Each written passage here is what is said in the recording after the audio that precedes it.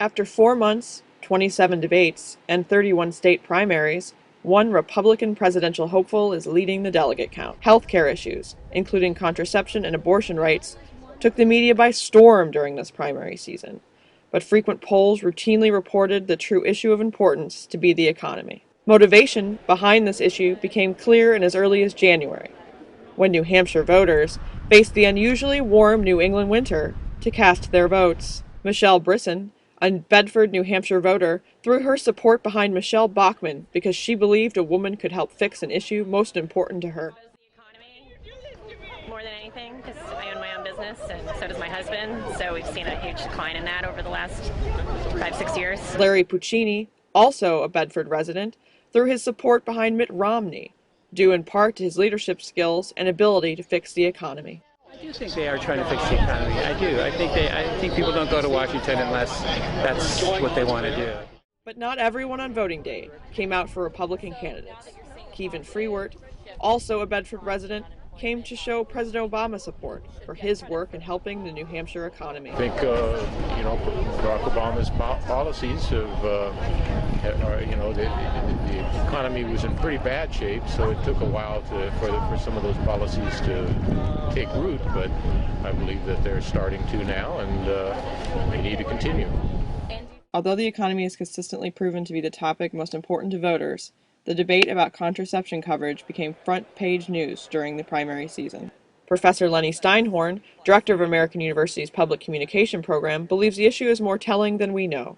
I think the contraception issue is sort of symbolic for a larger issue going on, which is the cultural divide in our country.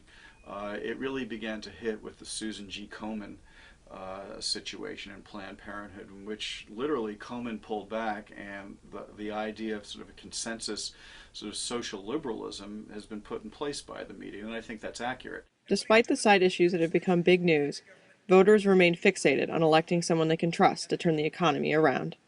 Derek Torrey, someone who deals with the American voters every day as a legislative assistant for Representative Nikki Tsongas of Massachusetts, sees daily that voters care most about the economy. Over the past few years that I've been doing this, we've seen the volume of emails and phone calls and letters and everything to our offices increasing. And what people are increasingly saying, especially as we've seen the economy going down, is, I lost my job. I need help finding a job. Why aren't we creating more jobs?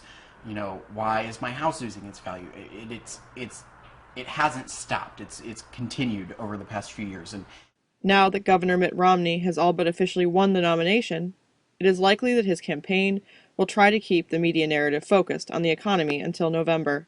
The economy is going to play a huge role, and that's going to be Mitt Romney's calling card. And his sense is that, the economy, Obama didn't create the recession, but he really hasn't helped us get out of it. He's had 4 years. He's a failed president. Look at the high unemployment rates. Look at the, sort of trouble that small businesses are facing. You need somebody who's solid, confident, experienced in the economy to do it. So I think that's going to be Mitt Romney's narrative throughout this campaign. While the media may have strayed from voter concerns about the economy, it is clear that their efforts to voice their concern about economic issues are not going unheard by Congress. The letters that we get all the time that have continued and that are personal written letters and phone calls and pleas that are from real personally written letters are folks who are like, what are we doing about the economy? What are we doing about jobs?